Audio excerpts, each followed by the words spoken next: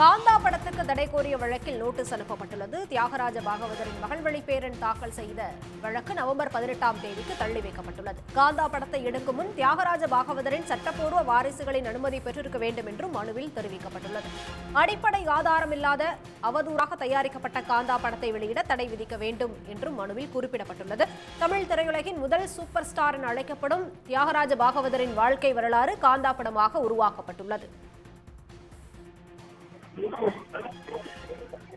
கூடுதல் விவரங்களோடு இணைகிறார் செய்தியாளர் ரமேஷ். ரமேஷ், வணக்கம். வழக்கு குறித்த முழு விவரங்கள். தமிழ் திரையுலகினுடைய முதல் சூப்பர் ஸ்டாரான எம்.கே. தியாகராஜ பாகவதனுடைய மகள் வழி பேரனும் தமிழக அரசினுடைய இணைச் செயலாளராக பணியாற்றி ஓய்வு பெற்ற 64 வயதான தியாகராஜன் தான் இந்த வழக்கை தாக்கல் செய்திருக்கிறார். அவருடைய தனது மனுவில நடிகர் துல்கர் சல்மான் நடிப்புல கொச்சியை சேர்ந்த வேஃபேரர் பிலிம்ஸ் பிரைவேட் லிமிடெட் மற்றும் ஹைதராபாத்தை சேர்ந்த ஸ்பிரிட் மீடியா பிரைவேட் லிமிடெட் ஆகிய தயாரிப்பு நிறுவனங்கள் இணைந்து காந்தா என்ற பெயரில் திரைப்படத்தை தயாரித்துள்ளன என்று அந்த மனுவில் தெரிவித்திருக்கிறார்.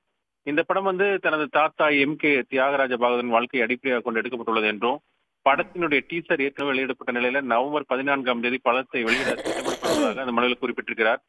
பிரபலங்களின் வாழ்க்கையை படமாக எடுப்பதாக இருந்தால் அவர்களுடைய சட்டப்பூர்வமான வாரிசுகளிடம் அனுமதி பெற வேண்டும் எனவும் அந்த மனுவில் அவர் தெரிவித்திருக்கிறார்.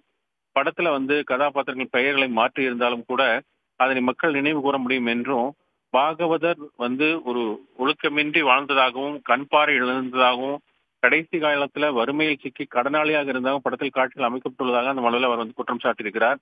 மாறாக அவர் சொந்தமாக பங்களால் வைத்திருந்ததாகவும் பிளைவுட் மற்றும் செவர்லெட் போன்ற உயர்ந்த கார்களை வைத்திருந்ததாகவும் எந்த கட்டப்பலும் அவருக்கு கிடையாது என்றும் அந்த மனுவில் மறுப்பு தெரிவித்து அதை சுட்டிக்காட்டியிருக்கிறார். அடிப்படை ஆதாரங்கள் இல்லாமல் அவதூறான முறையில சித்தரித்து தயாரிக்கப்பட்ட இந்த காந்தா திரைப்படத்தை வெளியிட தடை விதிக்க வேண்டும் என்று அந்த மனுவில் கேட்டுக் கொண்டிருந்தார். இந்த வழக்கை சென்னை நகர 7வது உதவி உரிமையல் நீதிமன்றம் விசாரித்தது. நவம்பர் 18ஆம் தேதிக்குள் மனுவுக்கு பதிலளிக்கும்படி பட தயாரிப்பு நிறுவனங்களுக்கும் நடிகர் துல்கர் சல்மானுக்கும் உத்தரவிட்டு விசாரணை ஒத்திவைக்கப்பட்டிருக்கிறது.